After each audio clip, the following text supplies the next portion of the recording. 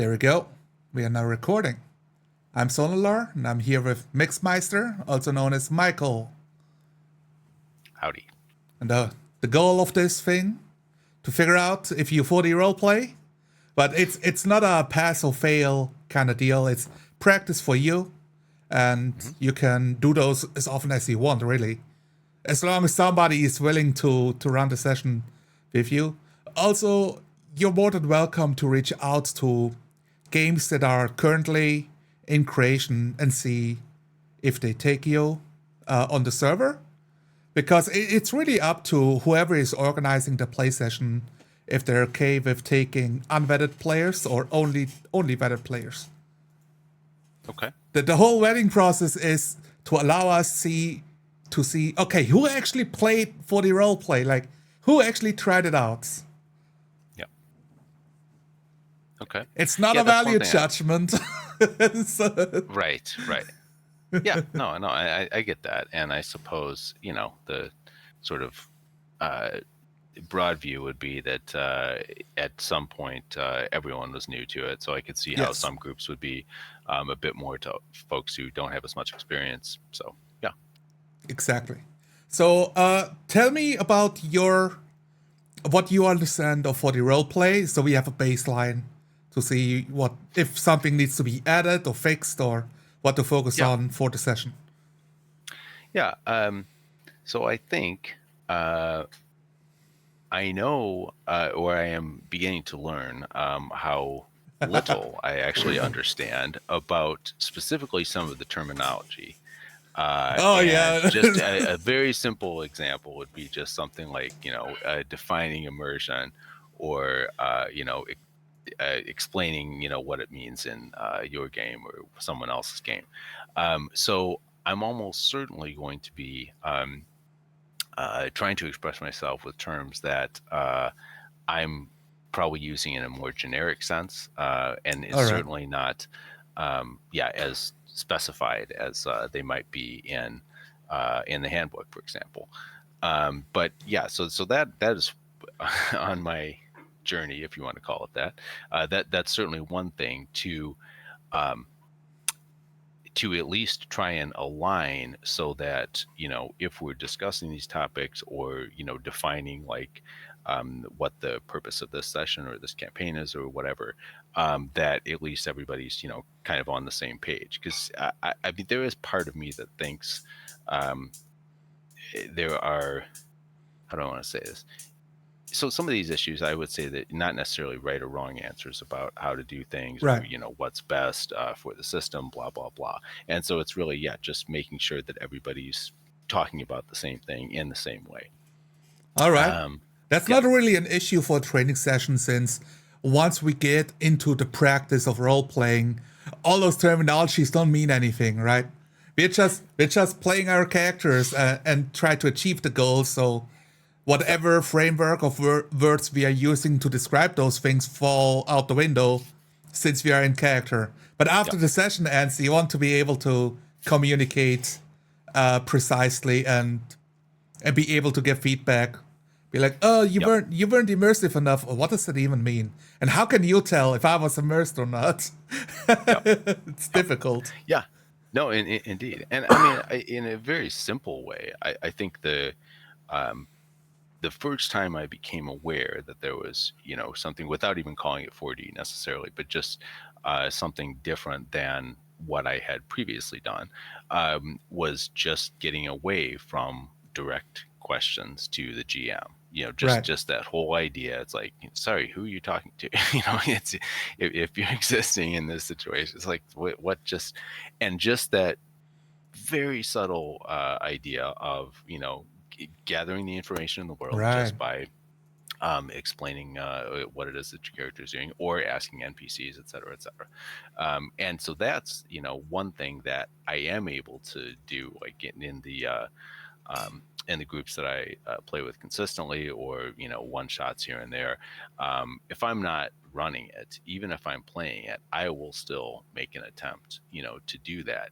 And I mean, there's part of me that almost thinks it's a kind of a social experiment. It's like, can other people sort of absorb this? Like, Like, who would can see you? like what I'm Yes, doing? Yeah, yes. yeah, Can you clue them in through like be what's it called? yep, Like you lead by example, right? You lead by right. example to do the things, and do people clue in? Oh, that's fun. Yeah, Let me try it. yeah. And I mean that's my goal. And honestly, with my typical group, I there's only two or three people that I think would ever make the shift. Some, eh, t- I to be honest, they're kind of lost causes with something like that. But but what are you gonna do? It's a mate. Yes. So it's like they're, but You cannot yeah, force people to role play. You nope, cannot write it into a book. Oh, the rule of this game is that you role play. People right, ignore those kinds of rules all the time. yep.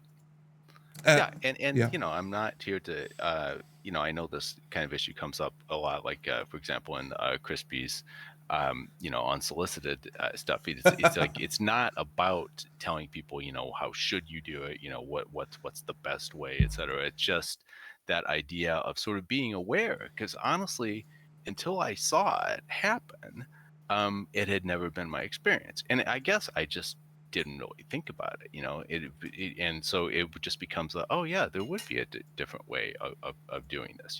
There is a Yes. way to get information without asking questions of the GM, et cetera, et cetera. And so once you kind of get a taste for it, it's like, well, wait a second, could I do this the whole time? Like, can you stay in character the whole time? So yeah, Absolutely. Uh, it's funny with Crispy's unsolicited advice. It's in the name, so anyone that watches it should be like painfully obvious of the irony. Right? It's yep, unsolicited. Like I'm not supposed to take this too seriously, like take it by heart. But also, if you're looking for feedback, here's a guide that will tell you what he thinks about your session. And you can hmm, take it, what he says about somebody else's session, and then apply it to your own session. Do you see any parallels in that? I'm doing a similar thing with crimes against roleplay. In that case, I do make a value judgment because crimes have been committed against role playing. well, and I mean, maybe it is one way of looking at it. It's not. It's just not role play. It's like, just don't call it Yes. that. If whatever, you're having fun or whatever, playing a Yeah. game of Monopoly or something, but it's don't, yeah, just The, yeah. the, So the, there's I don't know if I've seen those segments. Those are just on your channel. Yeah, they're all on my channel. Okay, I okay. guess most I'll of have to look them are for those. live streams. I wanted to edit one to make it a bit more of a video, or at least have an intro of like the hardest segments, and then the rest starts of it. But they're all Yep. on my channel in the live tab for now. Okay. Cool. And yeah. And I put on the cravat and everything to make it all like, yes, I'm in some office that is underpaid and understaffed to write up all of these reports, and I send them to the police. But the police, they never respond to me. They're like, yeah, we are on it. Don't worry about it. Like, I don't know. Yeah. They're never cluing me in if they actually got, arrested for their crimes or not. Yeah, well, I mean, who But would be enforcing it? Like Watsy, for example? It's like, well, wait a second. yeah, oh, Is they're that not really enforcing. the enforcer that you want here? Yeah. And I've got a couple of new people coming in that were very cross with me of how I am, you know, who am I telling people how to play their games? And Yep. I think, well, I'm in black and white in a corner with my cravat on, with like my dad's jacket over my shoulders, chewing people out for how they role play. If people think I am being sanctimonious about it, I don't know how Yep. more of a joke I can make it without Right. like Right. putting on the clown nose and the makeup. Yeah. I mean, I think it's clearly a kind of over the top enough, or sort of inflammatory approach that it can't be taken seriously. I mean, it's Yeah, it's obvious that you're just having a bit of fun with it. And I would hope that anyone who is genuinely interested in having a different approach yeah. would see it that way. So, The and have you gotten much feedback quite like that? It's like, hey, actually, most of yeah, it is the warm audience, right? The people on the Discord that watch it that are all in on the joke. And since I did min-maxed, I got a couple that are like super fans of those TikTokers, YouTubers, SoTubers. And for them, it's like, don't attack my holy cow, right? Like, don't slander this mm, my minor celebrity about how they play their games. It's like, yeah, yeah. I guess I'm not their celebrity, you know. Like, Well, I mean, really, really nothing you can do there. Like, either they take it by face value, or they're like being super fans, being protective about who they like to watch, which is that I understand. So I try to play it off, or don't get personal about it. right, right. Well, and don't necessarily want to make too much of it, but I think the way you just put that, their feelings about who they watch, I think that it's certainly in the modern era, and this was not the way back in the day, of Yeah, course. It does become a kind of a spectator sport or something, or there is this performative aspect to it, and yeah, and for people who are approaching it that way to begin with, okay, yeah, I mean, maybe Critical Role is good entertainment. I don't get it, and that's no criticism of any of those folks per se, but just I don't think it's representative of the hobby, of how I think how I would like more people to play the hobby. Let me put it that way. But right. if it just ends up being entertainment for people, then fine. But I think there are so many people for whom that is the kind of quintessential experience. Like this is what we should all be striving for. And I'm like, oh no, It's please very closely don't think of it that way. Yeah, to fans of the Beatles when they were the big thing. That's how I imagine it. It's out of my age range, but thinking of, okay, anyone who criticizes the Beatles, they get mm, mobbed. Like you can't do that. It's the best band. It's the holy band. Don't you dare say something bad about them on the yeah. same level. Except if it's Ringo, then it's okay. Suddenly everything changes. That's true. Yeah, yeah, The yeah, rules don't apply anymore. You're Ringo. Get bent. yeah. No, I think that's a pretty fair comparison, actually, and and maybe to play with the idea even more. Part of that, I think that obviously, I would say that there are um, some objective criteria, at least for analyzing something like music, so one can actually make good arguments about why the Beatles were actually a very good band, and obviously very capable recording artists. But I think some of that is because of just when they came in the time frame, and it's like they're kind of the first to write their songs and to Yeah. be huge on that scale, and the same sort of thing for Critical Role or something like that. So I don't know if there will ever be another Beatles or another Critical Role, but I would rather have 1,000 or more groups doing their own thing rather than everybody trying to emulate or chase that sort of um, Yeah, it's Mercer like approach. So I don't know. everybody trying to become Elvis Presley. Yeah, They yeah, all just look like fake overweight lookalikes. yeah, yeah. Or maybe you just wait 20 years or 30 years and do it as Oasis. It's like, oh yeah, Yeah, hey, look, it's the Beatles again, sort of. it's the throwback to that good old times. Yeah, yeah, So let's talk about the actual playing of the game. We got about the goals, being more immersive, being not asking the GM questions, and interacting with the world to gain those informations, and getting your players to achieve that. Of course, I can't really help you on that end. I do recommend you check out my Inside Roleplay show that I've uploaded a yes, few days ago. We very much, with Crispy and Uncle Duke, talked about okay, that. And Crispy also released a video with Uncle Duke and I think his wife on his And channel. Mrs. Uncle Duke. Yes, yes, Yes. I saw that. I haven't watched that yet, but no, I am interested in seeing that for sure. Absolutely. Because they were just trying it out Yes. as well. Okay. With how to get their friend groups involved and his struggles of at first bringing down the 10 commandments of 40 roleplay and how nobody liked it and then figuring out, okay, how do I make this approachable for my friends to enjoy, because they're like family friends, so you don't swap you don't change players at a family table, you keep them because those are your friends. So how do you bring a different style to the table to make it more what's the word? Amiable or amicable? Yeah.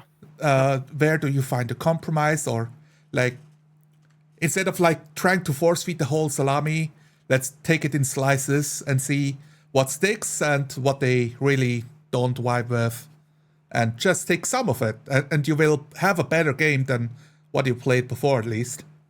Yeah. Yeah. And is it possible too that it's almost like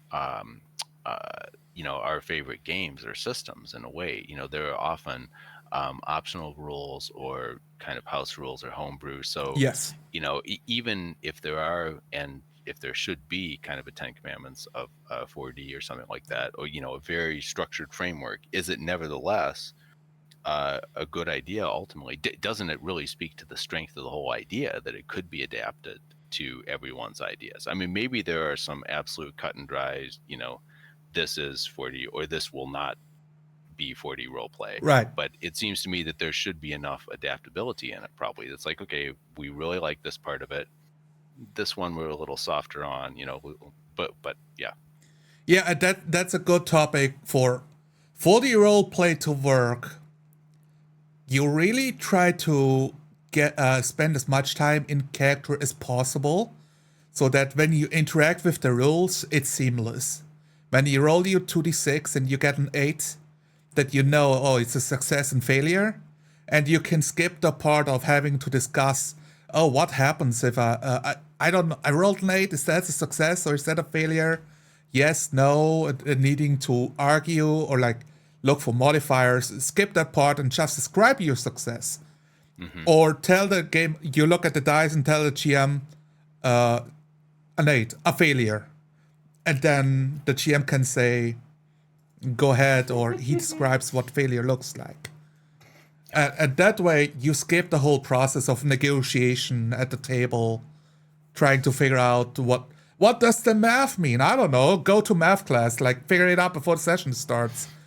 Most games aren't too complicated unless you're literally playing Shadowrun 5th edition or the dark-eyed German role-playing games that are made by mathematicians, literally. Right. You don't have to worry about it, Tord.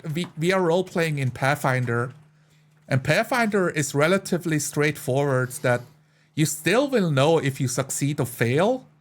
All we had to figure out is how do we handle modifiers, and we chose that it's Game Master facing. If there are like any bonuses or minuses that are affected by the world, the Game Master will take it into account. If it's on our character sheet and changes how we do things, then we do it internally on our end. Okay, so it's kind of I've never played Pathfinder, but I know its reputation. And so if I'm understanding, you're sort of saying kind of the sort of situational or in-world modifiers versus the character modifiers. Exactly. If they have okay. All right. Exactly. Yeah. Because we have control over our characters, but if the wind blows strongly and I shoot an arrow, I don't know what that modifier does unless I ask the GM. But the GM knows, so he can apply it in his mind. And we don't have to stop the world to negotiate some math at the table to like have the fair game, right? Like people want the fair game because it's a high trust of, I trust you that you give me a good chance, like a fair chance, but I also trust you to create a real world. So if I do something in the world, if I annoy the giant tribe of stone giants, they're gonna come looking for me, like punt me into the air, and I don't expect that fight to be fair. either. I just expect it to be the consequences of my actions. Yeah, yeah, makes sense. All right.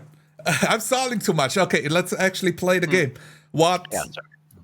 Where are you comfortable? Do you want to play something you're comfortable with or something new? Like fantasy, sci-fi, modern, anything you think of, or do you want me to pick? Yeah, Jay, you go ahead and pick. Yeah. All right, I have this idea. It's not a strong idea, so I have a couple ideas. Either a space battle where you're a fighter in a spaceship, like a fighting pilot, one-seater. Okay. Maybe with your like repair droid attached or something. Classic. Or we play in a submarine on an alien world that is completely underwater, and you're basically in a small crew submarine looking for resources with monsters in the ocean. Okay. Like one of many submarines. So like there are good submarines out there, but yours might not be. I've never done anything like that. So yeah, that one sounds more novel to me. Yeah, let's try that one. All right, another session of barrel trauma. Yeah. What is it? Barrel trauma? Barrel trauma, yes. It's a video game, but it's also the term of what happens if you are exposed to the sudden influx of water. You get barrel trauma of the water pressure deep under the ocean. All right. Hopefully not. We'll see. Hopefully not. Quick rolls, 2d6. We roll them. You can just tell me the result, or you can tell me if it's a success or a failure. It's gonna be 7 plus is a partial success. Below like 6 minus is a failure. And 10 and plus is that's a success, and you get to describe whatever you want. With a partial success, I want you to get what you want, but bring in a complication. And if you wish, you can hand it off to me. If you like while you're rolling and you see it's a partial success. If you can't think of anything, I can also fill the gap there. Okay. So I just want to get those breakpoints again. So 10 plus, I describe, so it'll be success and maybe a little bit more. Okay. Yes, you get what you want. Absolutely. Okay. Okay. 7 to 9 is just kind of baseline success. Just I get what I was trying to. Okay, and then anything less than that, that's a failure. And, yes. Okay. All right. 7 to 9 is a partial success. You get towards your goal, but something might get in the way, or you lose something in the process. Okay. And then 6 and less, you'll describe the failure, or do you want me to do that as well? I mean, yeah. I think I leave it up to you. I kind of like to challenge new players to figure it out at first, and if it happens to be a roadblock, I'll come up with something so that we keep on with the flow. Yeah. For your character, if you're competent, you get a +1 on the roll. And if this is your expertise, like you were made for this, you get a +3. Okay. So the mechanic, he has a +3 on repairing or maintaining any engines and any mechanical parts.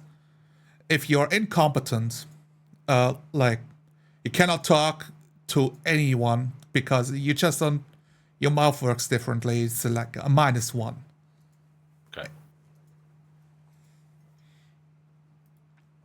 And what that means, I leave that up to you for you to describe your character. So in this setting here, Barotrauma on alien planet, it's populated by humans. They've had bases on the surface. They do still have bases that submarines connect to. They're like little islands, but most of them have been cut off. You lost this planet. You lost contact to Earth, so there have been no new shipments coming in. The trade goods cannot be shipped off planets, and the stations have some of them have fallen into anarchy and created their own little power structures to gain better workers' rights, while others have started forming cults around the monsters that live in the ocean, and tenuously trying to uphold the laws on those stations. You are one of the few workers that actually gets a job and isn't starving on a station trying to ask for pennies to keep on living for the next day. You have a job. You're in a submarine. The submarine is called the Blue Dolphin. You can tell me what your job is in this 4-man crew submarine. Are you the captain? Are you an electrician, a mechanic, a soldier, or a doctor? Like whatever you can think of. Those are like some archetypes I can think of. Yeah, I'll be the mechanic. All right, you're a mechanic. What's your name? Yes, what's my name?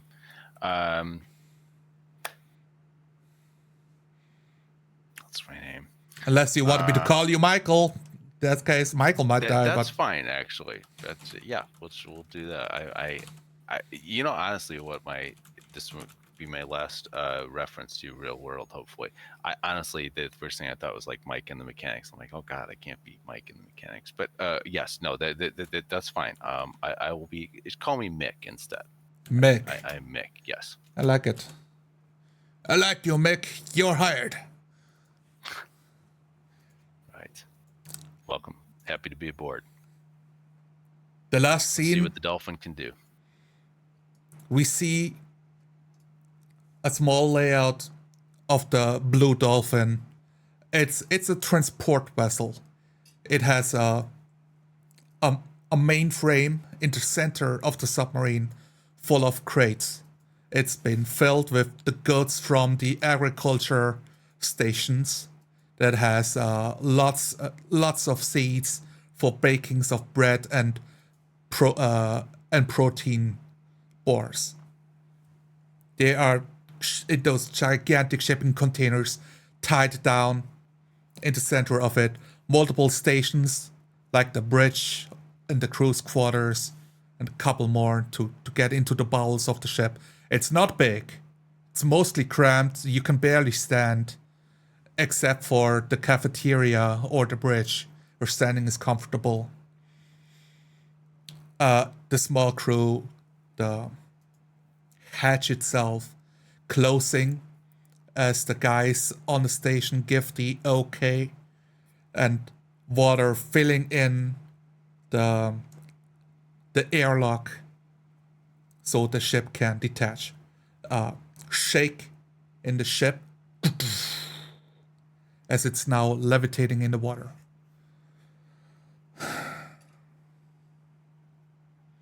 All right, Captain. Everything looks good in the engine room here. We're ready to go, I say over the intercom. Understood. Comes back while it's talking. A green light is on this old dashboard that has multiple valves pinging back and forth to show you different measurements in the engine room. We're gonna start the journeys. If you got any problems, just ask. Just ask the lieutenant for help. He will sort out any troubles that might happen. We don't have any. Like, stops the intercom for a second. Like 20 seconds pass.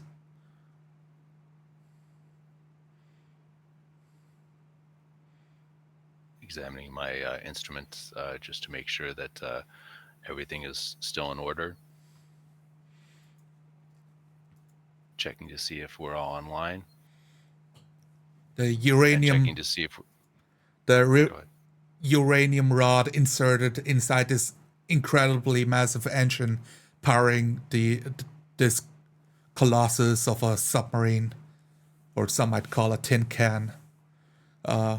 Values are nominal for now. Pistons pumping, filling the air. Right. Call up to the lieutenant to say we're all A-OK down here. steady as she goes. Anything I should know about on the bridge? My instruments are all reading fine. You feel the movement of the whole ship going into forward motion. Your sea legs balancing out as a forward trajectory, getting into. We started the journey. Should take us about 2 days. 2 days to reach our destination. Sonar is clear, but if something pops up, the lieutenant is going to man the spike gun. All right. 2 days, huh? Get rid of some of this cargo.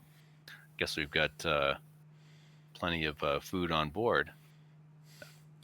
Just kidding. You like couple people laughing, not through the intercoms, like reverberating through the ship at the joke.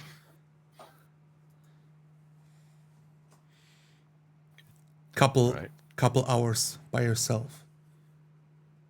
Yep.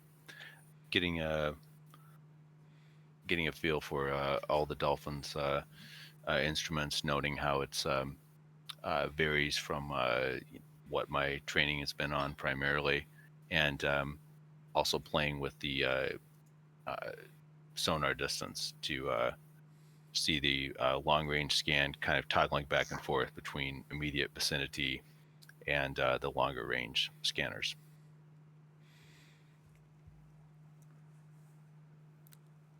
Despite what the manual says, the innards of the Dolphins are at least 2 generations older than they should be. There have been some numbers fudged of the specs of the ship to keep business going in these tumultuous times. The captain might have flunked some truths. Okay. Keeping that in mind, then looking paying extra attention to what types of systems I would anticipate might be most likely to fail under that scenario, and balancing the actual age of the instrumentation and also trying to examine maintenance records, just to see when some of this stuff has been checked out most recently. Give me a mechanics check.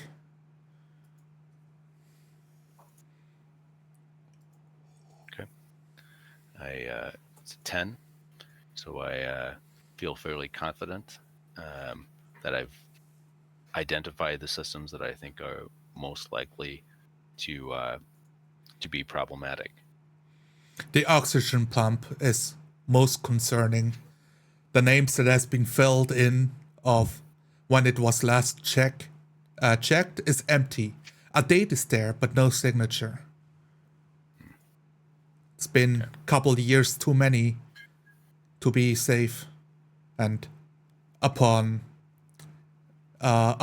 inspection, it's clear that multiple parts are rust covered and a couple holes in it. Okay. Start to run diagnostics on that system, still keeping one eye on the overall instrument panel. But just doing a quick diagnostic to see if I can estimate how close we might be to failure on that system, and to see where the where most of the problems lie. Most parts being analog. Some of the electronics inside the black box can be opened up for mechanics such as yourself. Some of the wirings looks like to have been redone at least 4 times before. It's a mess, an absolute mess. It's going to take a while to make heads and tails of it. Okay. Call up to the lieutenant. Say, hey, sir, just wanted to check in with you here. Hey, Mix, how's it going? Yeah, well, we're underway. We're going along Oh smoothly no, here, keeping no! an eye on Don't things. tell me. Did you find a rat in the bowels again? Like I can't have another stowaway on this ship. Need me to arrest somebody? Well, got some good news for you and some bad news. Good news is no rats.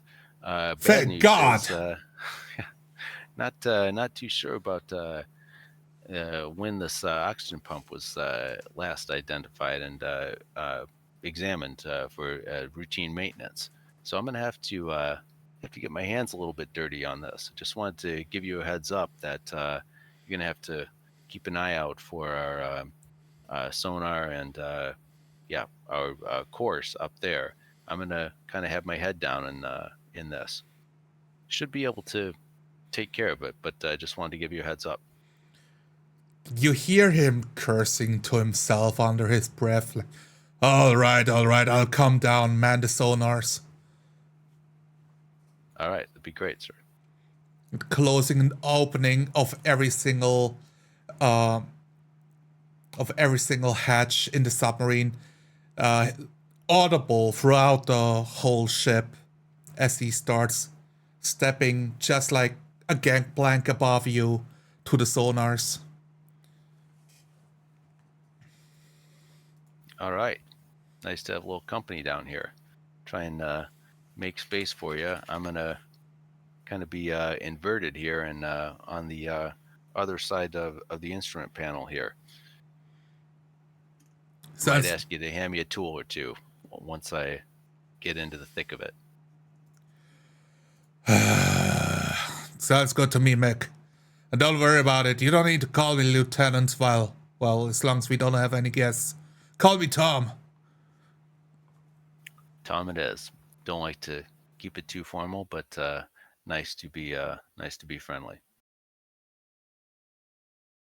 Good. Like hunching over the sonar boards, a good 10 meters away from your location, mumbling to himself, like opening the manual book. Like, how does this shit work again? Hey, doing all right over there? Need a little refresher course? No, I got this covered. Go fix the things. I hate running out of air deep under the ocean. It really sucks. Don't worry, I'm not going to let it get to that. There is a sweet spot where you have very nice dreams at night. But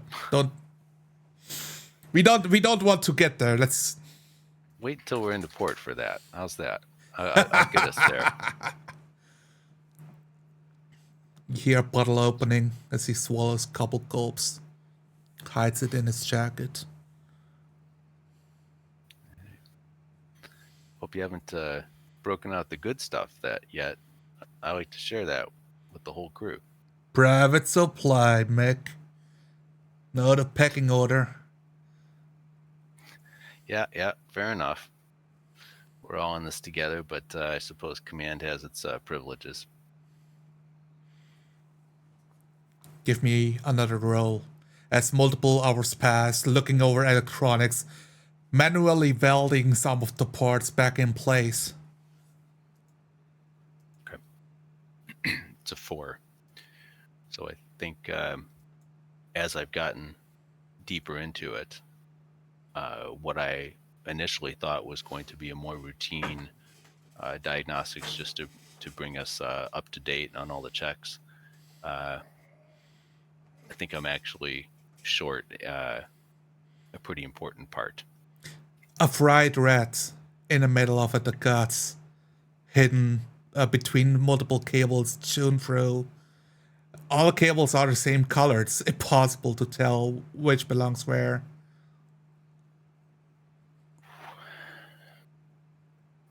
Tom, steady yourself. You might need another swig. I may have been a bit optimistic about the amount of work here. By Neptune's arsehole, please tell me that thing actually works. Well, it works for the moment. but I have to be blunt. Things are looking a bit worse than I thought. I'm going to need a bit more time on this, and He turns away from the console. What do you mean more time? We just left dock. There's no... He starts climbing down this tiny ladder to get into the guts where the stowaway oxygen pump is hidden. Like, what are you talking about? Barely almost stepping on your foot as you're both crammed into this tiny space. Hey, easy. I'm trying to work here. I'm just having a look. All I'm saying is it's an unrelated system. It's not going to affect our course or our headway. Right. It's just, I need to keep us breathing. So, yeah, you better. Slaps you on the shoulder. Yeah. Right. So what are we going to do about this? Looks... Oh my god, it is a rat. Ah, not again. What is that? No, that's a thick cable. That's not a rat tail. How much of that stuff have you been drinking? Just kidding, boss. You gonna which one? Yeah, to the left. Nope, no. Yes. He grabs it, like, Thank pulls you. out a long thing, hands it to you. Okay. Yes. Start adjusting that. Like, yeah, if I can at least loosen this, I'll have to see if the whole thing needs to be replaced. If so, not certain we have the piece on board. Might have to see what I can cobble together to at least get us through a couple days' journey. The whole ship shakes on impact. You're tossed against the wall. Lieutenant as well, calling out expletives. What was that? An immediate signal clicking on a dashboard high above near the sonar, but the light itself illuminates the room enough that it's worrying. Whoa. Tom. Yeah? Talk to me. What's going on? Fuck, I don't know. I need to figure it out. Pull myself up out of the space. The lieutenant climbing up the ladder in front of you, scrambling for the sonars. He looks at the light. Hull integrity. We got an opening on the ship. Another slam against the bow of the blue Dolphin. Now the klaxon's alert clicks on. Call up to the bridge. Whoa. Hey, steady up there. Ease it off. We need to slow down. We're taking some damage down here. And I examined the instrument panel to see where the contact is on the hull. There's an immediate reply. It's not. I've been checking. It's not cave walls, and no massive ice chunks. We're under attack. We need somebody on the guns now. Like, through the radio, Tom looks frantically around. Like, you better. I think the oxygen tank has to wait. We gotta fix the fucking welding spots on the hull. He's rushing off to reach the hatch, make his way to the guns.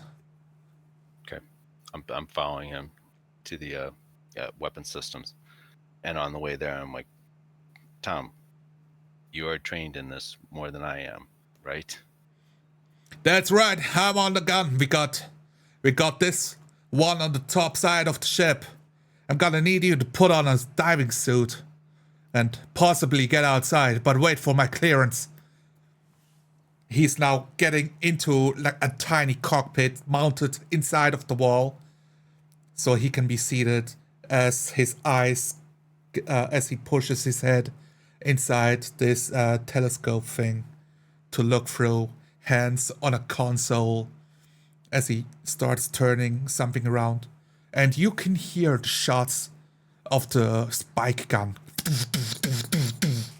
through the water, reverberating against the hull and screeching of a monster.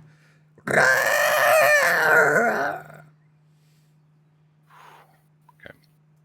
I steel myself to having to go out into that, and I head to the to the diving suit to prepare.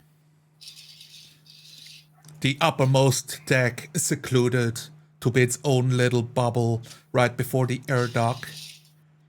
Another hatch in the way. Through the window, you can see the diving suits hanging. 4 pieces, one for each crew member. Okay. I climb into mine. Heavy Look thing. for yep. The whatever repair items are nearby and necessary. Gigantic welding. A gigantic welding tool with the tank built into itself. Oxygen tanks for your diving suit ready and set up. They've all been filled from the station. Okay. Yep. Just double check the gauges while I'm gearing up. Put on the welding gear and look around to see if there's any small handheld weaponry that I could take out with me as well. Another clash against the ship, shaking the whole thing, opening up a small rift into the department you are inside of. Water starts pouring in. The harpoon gun mounted at the ceiling, tied with multiple belt buckles and about two or three harpoon spears. Okay. I examined the hull damage to see if it's an actual breach and what the water's coming in right now. I'm going to fire up the welding tool and get to work on it. Small cut on the inside. There must be a bigger one on the other side of the submarine walls. The guns can be heard again multiple times. The alarm's still going off. The whole submarine is flooded in red light for the alert status. Okay. Flip on the any emergency pumping systems that we have on board. Try and get out what we've already taken on, and then just get to work on repairing the biggest breaches. Again, examining, trying to gauge how the ship's been rocked and any diagnostics that I have from the instruments to see where the damage might be. The airlock still closed during the alert state. A manual override has to be flipped to go outside. All right, head to the override. Have to do it. Ready to throw it. You flipping it open. Doesn't take more than a couple seconds before the radio cuts in and says, "Who's at the air dock? Don't go outside. We still got some monsters about." If I don't get out there soon and repair this stuff, we're going down anyway. I have to take a chance. Tom's on the gun. He can keep me safe. Mick, I can't... Jesus, Mick. I can't guarantee your safety if you leave now. I can guarantee all of us won't be safe unless I get this fixed. Fucking Christ. All right, Mick, I'll keep the ship steady. Let me pause. Give me 10 seconds. You feel the ship itself as you're pushed against the wall, coming to a halt slowly. Then inertia kicks in. It's still. Good to go. Go. The room slowly filling up with water. All right. Yep. Blowing the hatch and getting out for the repairs. The outside, no lights, except for the for the hatch to go back inside the submarine. A single piece of metal with a red and green light on top of it slowly rotating to signal the location of the submarine for anything with visual contact to coordinate, not crashing into each other. Currently active. A floodlights on front of the blue Dolphin just for visual confirmation from the bridge. Not helpful on your end of the ship. The monsters can still be heard outside. The screaming itself reverberating through your suit. The guns shooting. You see these spikes fly through the air, 3 meters long. A corpse of some fish.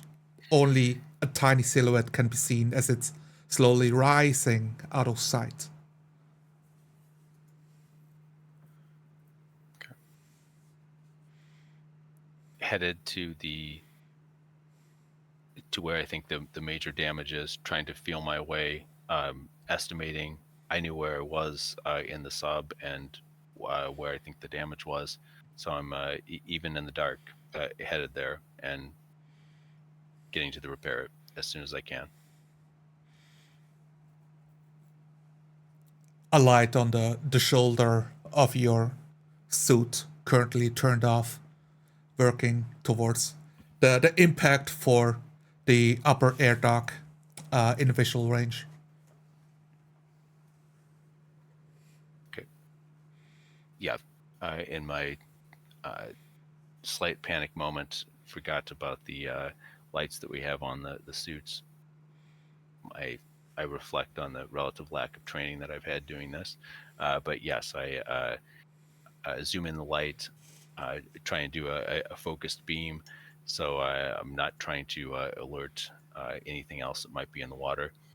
But yeah, just examining the hull, Roll finding me, the roll me a stealth check or a swim check, whichever you prefer. 3.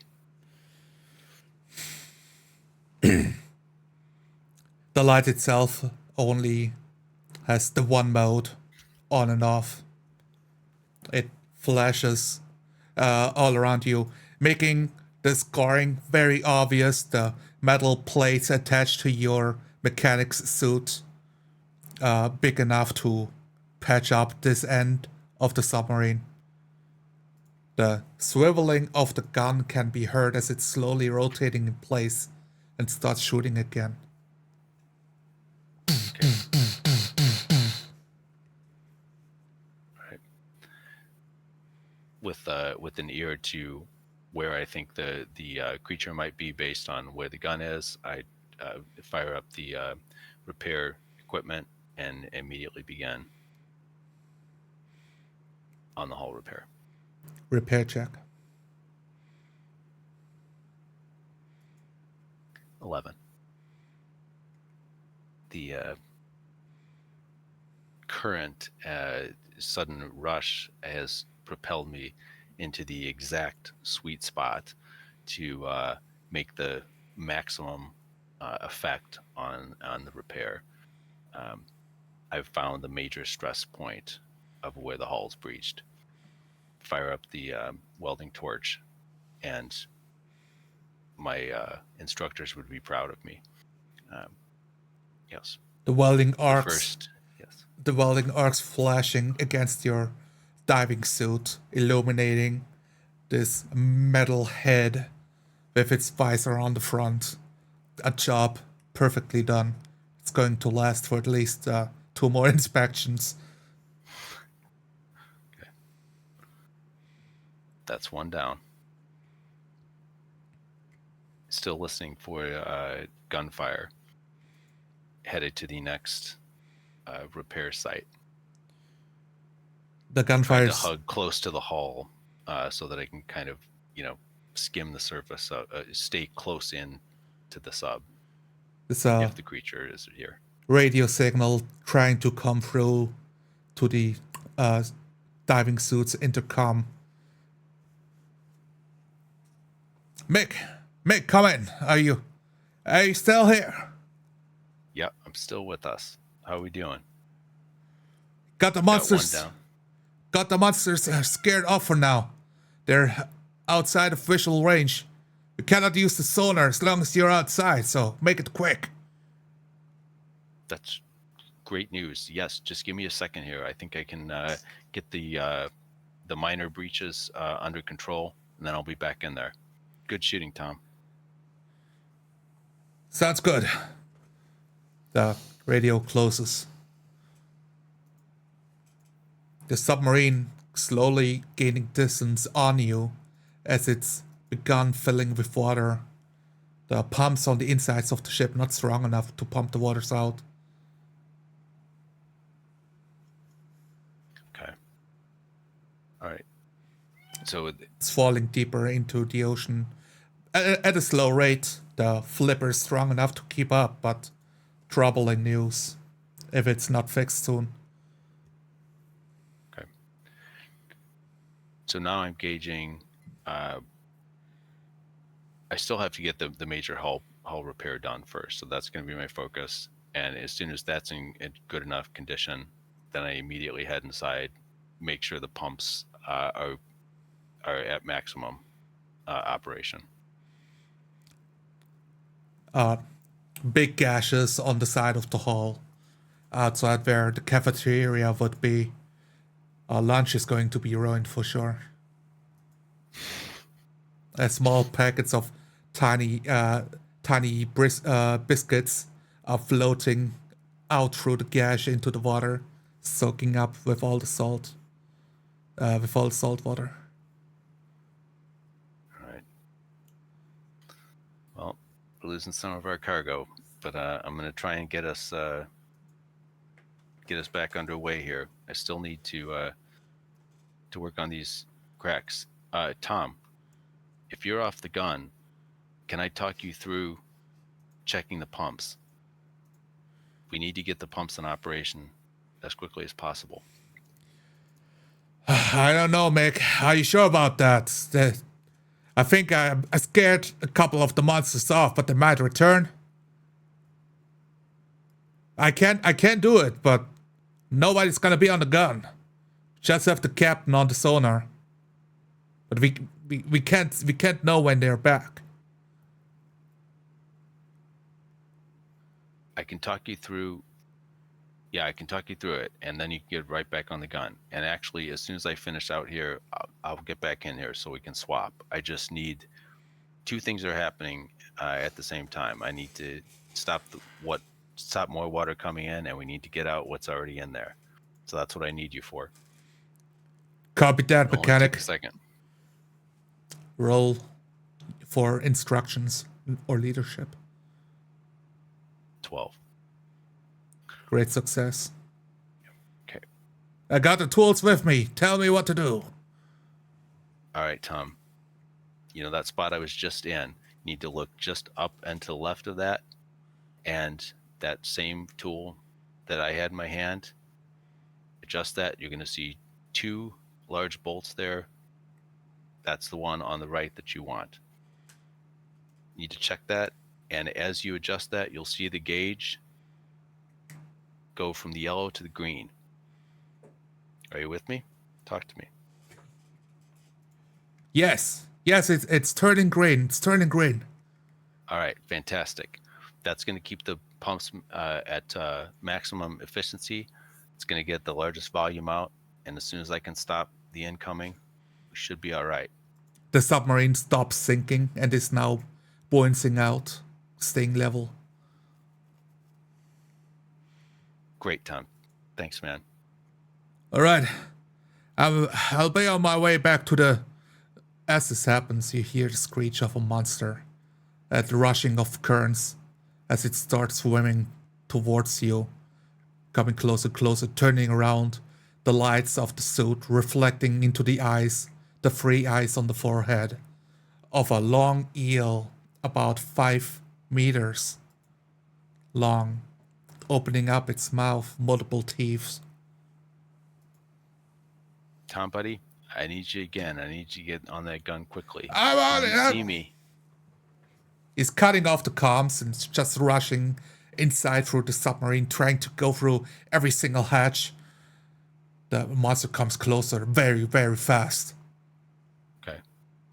Getting in, gauging the monster's vector, I'm actually headed swimming toward the guns. I'm going to try and direct it right into Tom's gunfire and then swim out of the way right at the last moment. Roll a swimming check. 8. Swimming through. The gun starts turning. The eel in front of the gun. It snatches at you, digging into the suit, piercing your leg. And the gun fires off, eviscerating the torso of this eel, cutting it in half. The impact itself exploding it outwards as it's ripped open. The eel, in a frenzied panic, yanking around, making the wound a bit worse. The diving suit's integrity in question, but it goes limp very quick. Good shooting, Tom. I'm a little messed up out here, but you saved me. I can't thank you enough, man. I got to get over to the hatch, though. Can you give me a hand when I get in? I'm gonna need a bit of your hooch, I'm afraid. This is killing me. You got a chomp of me. Copy that. Coming. The Luke, the air dock itself, filling up with water in preparation. The green light on your end of the door. Okay. Pop the hatch.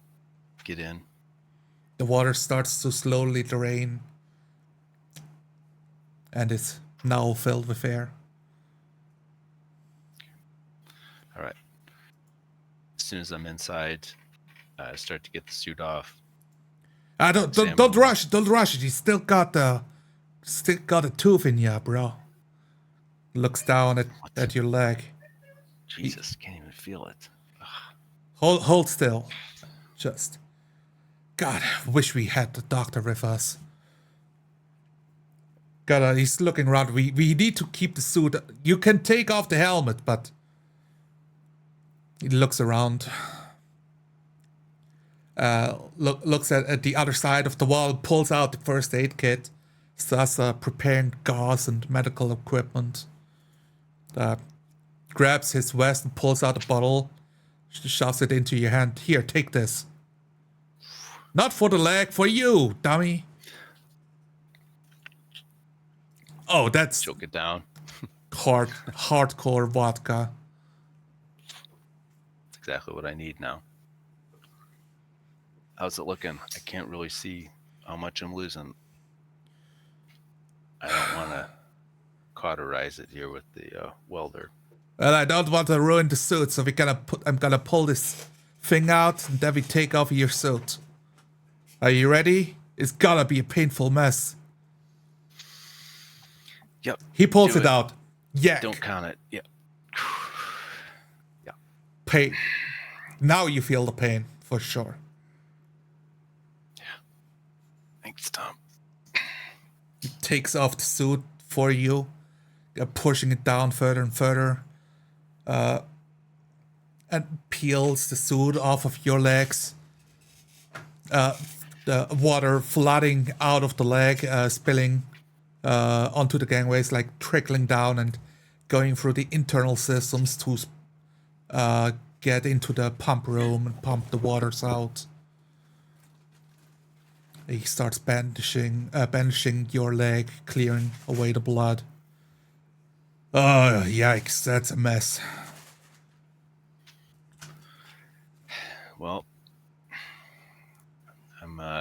You're taking this pretty well for somebody who just got bitten. I'm trying to keep it together here. I would say that I am concerned about this, but also we've got systems on board that I need to think about too. But first things first. He stops for a second as he's bandaging bandaging your leg after taking, like, disinfecting it. Like, Mick, I didn't know you were this hard boiled. Slaps your wound like a soldier would. The I pain wouldn't have been shocking through your without this. system again. Yeah. Yeah. Like, oh, thanks. Well, without this, I'm not sure I could have gotten through it. Saved me twice, Tom. All right. Trying. Yep. I report in with the captain, see if everything is okay. He exits the hatch. And I think with that, we're gonna end the training session for tonight. Okay. Awesome. Sorry. No worries. Yes. I think took a bit longer than usual, but I'm happy to find a natural end to a training session. Not leave you high and dry. Be like, no, what happens next? I need to know. I do kind of want to know, but yes. yeah, I think it was just supposed to be a sort of a single scene kind of thing. But yeah, I hadn't done a scenario like that before, so that was cool. And yeah, so I'm pretty sure there were at least maybe all instances, but I think there were a few times where I was probably doing the in the future. Yes. We'll do and that's definitely going to be a habit to break. There were one moment that I caught, and I was thinking of, well, I'm not going to stop the game, so I'm gonna let it slide one time. But the second time you were doing it, but you were talking like Tom, the lieutenant, was on the microphone, like he can hear you. So it's like, okay. I'm just gonna pretend that that the radio is on again, that you like flicked it on because you're talking. So he can reply to you and make it more natural instead of like, the radio's off, so nobody can hear you, dumbass. Right. Yeah. No. It should be explicit about that for sure, because that's one of those. It's a tiny detail, but anyone who uses the radio, right? Like, yeah, if somebody else is using it, you can't talk back until they stop, right? They need to let go so you can receive the signal. Yes. No, absolutely. And that's one of those things I get, so kind of preoccupied, because it still has to be a conscious exercise for me to try and stay in character like that. And I think as that becomes more natural, part of those, just, keying the mic or whatever, just those little things to, make it more explicit what my actions are, I think hopefully I'll get better at that. That's the plan. So how was it to role play by yourself? Like, before you interacted with Tom, you were just looking at the diagnostics and stuff, and I was trying to help you visualize of what levels of, like, how old is this thing? Like, is it the rust bucket, or are we talking about modern engineering in the future, to help you visualize everything? What did you imagine, basically? No, that was good. I mean, I have to say, the first, it probably just, popped into my head because, it's one of the first sort of submarine and sea creature kind of things.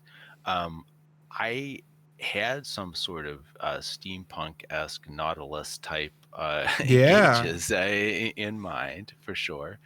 And so, I was definitely thinking, kind of analog needles, kind of thing. Yes, but yes, we absolutely. hadn't talked about that explicitly. So, and it seemed, you were keeping it open-ended enough that it would be, that would be a fair interpretation, but you weren't being heavy-handed about it, I think. So. And that can be hard because we want to make assumptions, but we don't want to upset the game master. It's like, I don't know your world. Like, I don't want to say something that doesn't fit inside your vision. But at the same time, it's also on me as a game master to give you enough of, this is the world, now make assumptions inside of the box. Well, I think even relatively brief overview with the idea of, there's some level of chaos with, just the status of the bases. And I think that would have a kind of a knock-on effect with what the submarines, Oh maybe yeah. they're older to begin with, or maybe they're not as well maintained, et cetera. So I think it lends itself to that, just that whole, just those few details about the current state of the world. So, Yes, I'm heavily borrowing from a video game that is called Barotrauma, and it's a multiplayer game. And that's the okay. whole job that you do. You go through the ocean on this. I don't know which planet it was. Like one of the Earth's planets that was found. Oh, it has ice on it, and under the ice is the ocean, and it's being explored for like artifacts and stuff. But then Earth stopped contacting them while Okay. there's also like a radioactive core and whatever, just like irradiating everybody at the same time, and it's just absolute chaos. But it's fun to play. So it's great food for a role playing exercise. Yeah, I don't know that game, so no, that was cool. It's a good choice. About role playing by yourself before I put in Mm. Lieutenant Tom. Like there was also the captain. He didn't have a name. There was a fourth guy, but he didn't come up. It's basically like I don't know. Like I could have established it. I think to help you know, like okay, who can I actually talk to? Because I did establish there are 4 people on board. You said the four crew, and I had pretty good idea of what the relative position, or what Yeah. roles they might have, and yeah, I mean, I certainly thought to ask at that point. It's like, oh, and what's the captain's name or what's the lieutenant's name? But I kind of already thought it's like, well, you know what, I would either know, or it would come up, or I would have a kind of a pet or nickname for them or something like that. I mean, Yes. I'm kind of just making this up, but it seems to me that smaller crew probably going to be a kind of more tight knit family anyway. So it's like you could address each other a couple of different ways, and I think it would probably be acceptable. But Absolutely. What the assumptions pretty much of if you're in the submarine, you have to be family, or it's hell on earth because you're yeah, trapped on the same mission for months maybe. This yeah, this one I made it pretty short, but you can be like, yeah, you maybe you got hired months ago, maybe you know each other a long time, maybe you're the new guy. yeah. One thing that I was concerned about, but it's totally up to you how you handle it, is hey, impact, like you get pierced. Are you the kind of guy that gets overly dramatic, that freaks out? Are you handling? Is it literally no? As a mechanic, like things are fucked. I've seen some shit Yeah. that you can handle it. Was it on purpose or an accident? I think that it was on purpose, but it is kind of a cheat also, because I myself didn't feel comfortable in that moment, sort of doing what I think is some of the really performative kind of stuff that I see in actual plays, where people are just like, oh my God, that hurts, or whatever, that kind of thing. I didn't feel that at the moment, and then so I rationalized that by saying, okay, he's going to kind of stiff up or lip this. Um, All right. what I wanted to try and convey, but I didn't quite know how to do this, is that, and I think this sort of topic has come up before, like how much should you sort of talk about what's going on in your head, sort of thing. My ideal would be to sort of have this strong exterior, but really I'm kind of panicking a little bit. But I'm, yeah, not talented enough to play that out. So to kind of have two levels. So kind of the outward and the inward, or the what's going on inside versus what I'm letting people know I'm feeling, kind of thing. If that makes sense, but Yeah, yeah. It's been a point of discussion of, well, is 40 role play like performative or or not? And for me, the answer is there's a performative aspect in the sense of I'm trying to stay in character as long as possible. Not that like it helps me being immersed in my character and imagine and like feeling what my character feels and smelling what my character smells. But also as long as I'm in character, no like anybody else doesn't get interrupted by me being out of character or like acting in a weird way does not align with my character. So Yeah. that's a part of the consideration of I'm also being in character so anybody else can imagine, all right, that's Mick the mechanic and that's Tom the lieutenant and not, oh, that's Sonalar pretending to be somebody else. Now they have to like, now I need to get back into it. Like, Yeah. Yeah. Yeah. how and that's a question only you can answer. Like, did you really get into your character in this training session of like, all right, I'm in the mindset of a mechanic, what he would do? I think the biggest part was making the choice to go outside because the mechanic can tell if, okay, actually I need to fix this now. I can't wait for, oh, let's just Yeah. like wait 20 minutes for the monster to like shoo away or kill them Yeah. all. Yeah, well, and that's where it was. What I was trying to do is sort of balance, like it already had the bad news about the oxygen pump. Like, all right, so Yeah. that's this thing that's looming out there also. But it's like, all right, but there's a more immediate threat right now, and yeah, so yeah, just trying to balance all that out. Now, and I just wanted to mention this, so to go back to what you were saying before about before bringing in Tom. Right. Yes. How am I going to role play or describe my actions or whatever I'm saying? I have to say that was a little bit meta for me because there was certainly part of me that's thinking, all right, well, he's going to sort of bring the scenario to me. There's going to be some material to start out with to react to, as opposed to I need to get the ball rolling and Right. to start it out.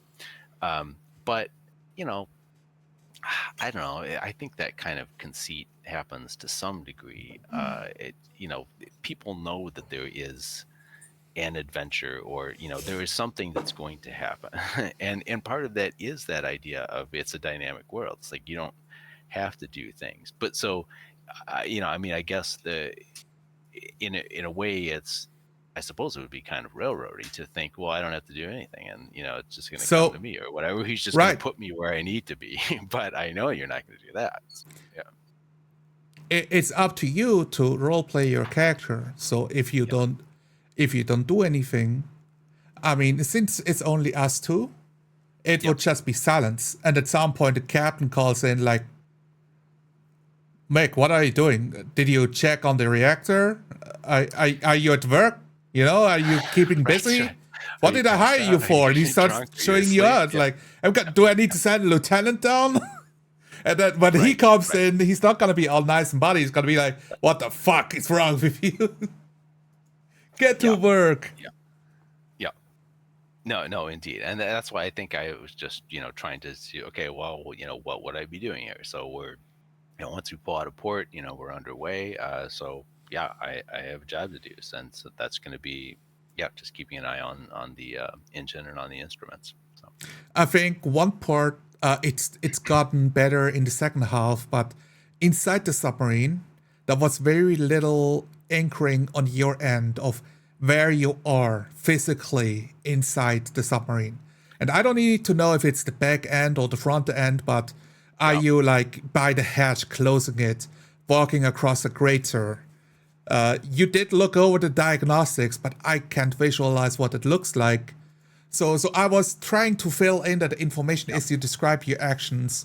Let me give you a couple blurbs of those like dials that are bouncing back and forth, the uranium rod that's illuminating, that's humming away inside the reactor. So, okay, I'm in the reactor room. Right. Perfect for the mechanic.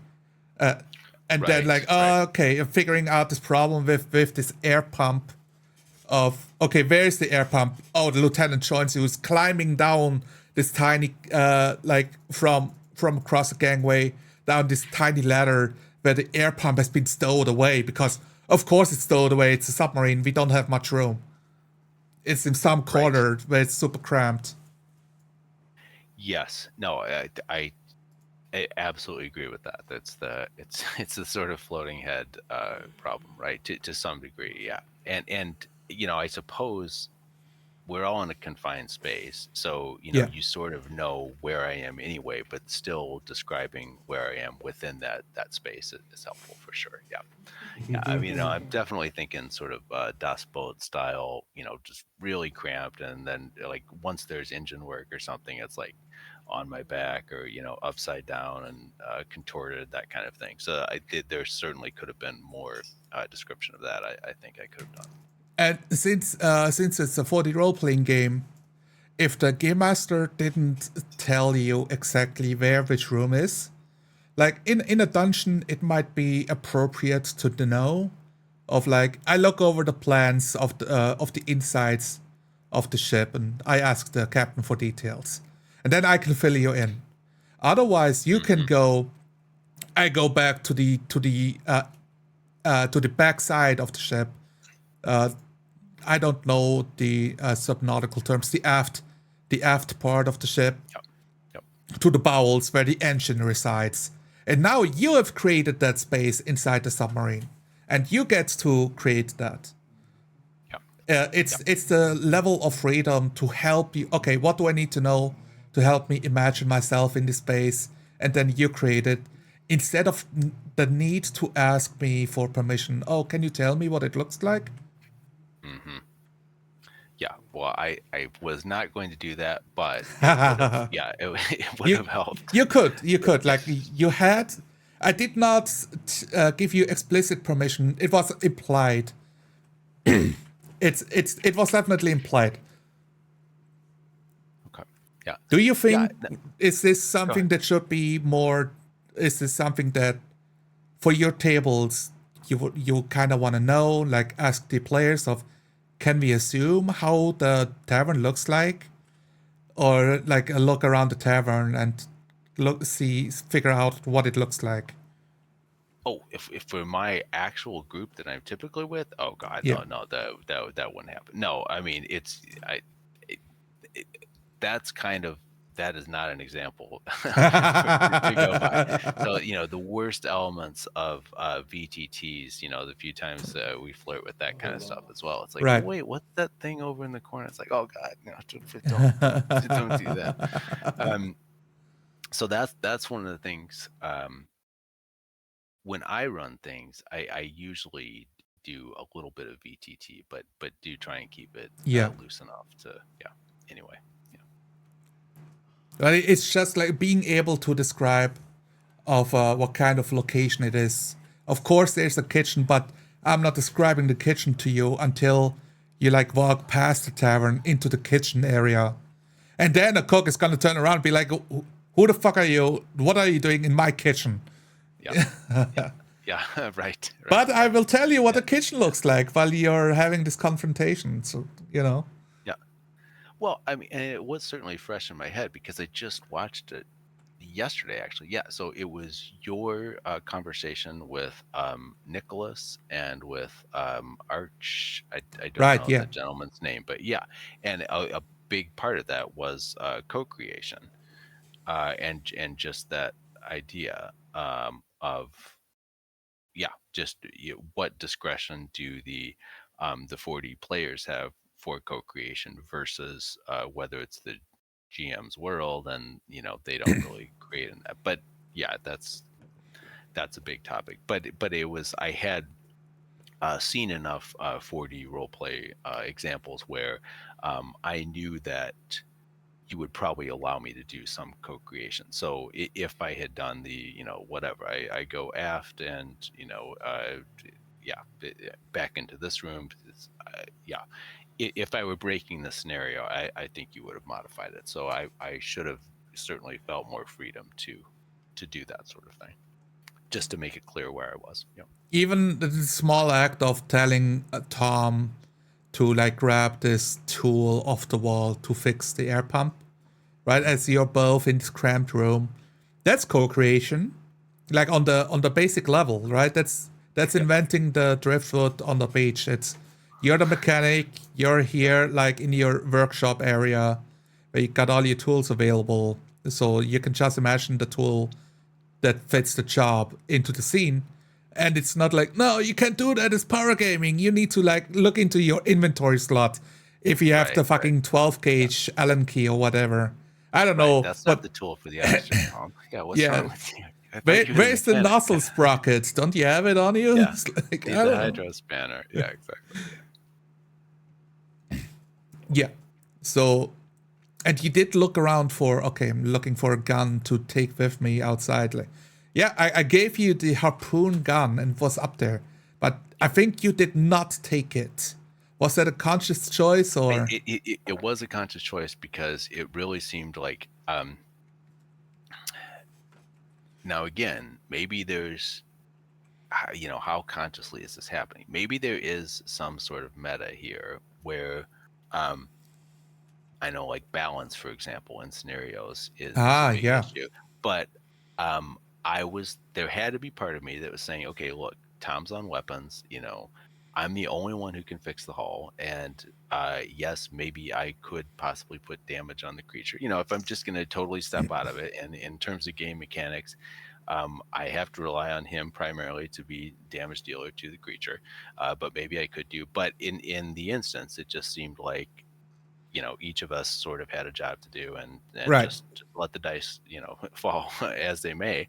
And if it was a situation where, it was a really stupid thing to do and I should not go out without a weapon, then I'm like, all right, well, then I'm just going to die. I made a bad choice and that's fine. And there was a choice of the captain interrupting you because I'm thinking, okay, it's a problem. The biggest problem was the ship is moving. The second problem is he cannot use the sonar without damaging you if you're outside the ship. So he's being considerate of his crew. And the monsters are still outside. You can't go, like, I can't guarantee your safety if you're leaving without. And he needs to be informed. He's a captain, so he obviously is jumping in as well. Like, you didn't check in with me if that's even okay or not. Right. You talk to Tom, not to the captain. Yeah, that is true. And that was, I mean, but you role played it very well once it started. Yeah. Well, thank you. Yeah, I was just trying to do what I could in that moment. But yeah, absolutely. I mean, even though it is a 4-person crew, there is still chain of command. So, and again, it wouldn't take anything more. I would be sort of making this up, but I think it would be not unreasonable if I said, if I could key the mic to just talk to the whole crew, that's as good as talking to Tom. So, and that would inform the captain as well. So true. Yeah. All right. Anyway. I'm trying to think if there's anything left to talk about.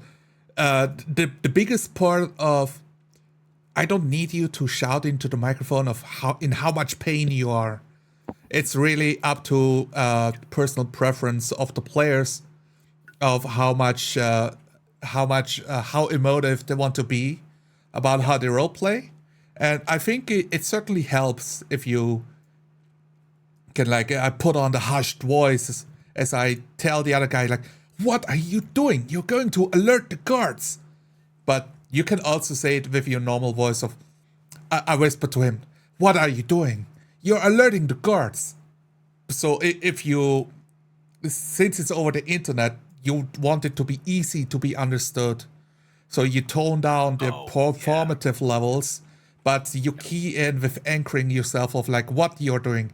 I'm whispering to him, like I look sideways so see if nobody's in earshot and say, what are you doing? Yeah, no, and that kind of stuff, I think that's where, again, this is beside the point, but I think that's one of the really strong arguments for something like cameras online role playing. I mean, just the idea that you could honestly just get right up to him and say, like you can do that sort of stuff. And if you're just playing with audio or something like that, that some of that stuff can really get lost, and everybody's talking over everybody else as well. So that as well, yeah, it's a vector of communication you want to keep during gameplay. If there's no camera happening, you lose those details. And also, you might be silent for a moment because your character is thinking of what to respond with. But because nobody can see you, they just think, oh, he's done with his sentence. Let me do my scene now. And he's going to cut in, like, take the wind from underneath you, like, take the wind out of your sail. Yep. Sorry. I don't know. I don't know if the burp picked up by the audio, but came up. It did not. Yeah. Oh, thank God. Yeah. Look, it happens. Everybody does. True. All right. Good. Well, yeah. Hope I didn't keep you too long here. I think this went longer than you were expecting, but I appreciate you doing this, and especially on short notice as well. Yeah, 90 minutes is about... I'm trying to get them done shorter, but I also want to give players the opportunity to think where the problems can be, and have that feedback to think about for their own tables, of course, and their own sessions to carry forward, so that the training session actually, hopefully helps them, right, as much as possible. Absolutely, yeah. To the yeah. Oh, go ahead. Last point about to go back to, you get pierced in the leg, and you don't want to have this performative element. Something I would suggest is having those little moments, and it's not. We talked about those in 4D Roleplay. It's not exactly anchoring scenes, but it is telling like what your character is doing. The clenching of teeth, right? Like, I breathe slowly, try not to freak out. You describe your actions so we can imagine, all right, he is in pain, he is in trouble. Because of your lack of reactions, I am signaling you that, okay, the lieutenant is mightily impressed because he values that in his soldiers. So he's going to think, all right, like, I didn't think of you as a hard-boiled egg like that, Right. To make it a character trait again, instead of the player being like, all right, I have like 8 hit points left on my character sheet. Yeah, no. Completely meaningless, Yeah. No, well, I liked it. Yeah, we didn't even get into that sort of thing at all. I mean, it's, and it could just easily be a sort of if there is a system at all that we're playing in, then it could just be like, conditions or whatever. So, but yes, you salvage that by, basically, yeah, by saying that by any reasonable assessment, I was underplaying it. So yes, it was trying to be hard. So yeah, that was nice of Tom to pick up on that. But all right, great. Anyway. I'll stop the recording here then. Any last thoughts that you want to that come to mind, or cut it here? No, I need to practice this. So yeah. All right, fantastic. I got stuff to do. Yeah. For any new people that are watching this, you can check the Discord. Like, if this goes live on the internet, you can check the description for the Discord link, and you can read the 4D Beginner's Handbook, which is on Drive-Thru RPG. See you next time. Gonna stop. Bye.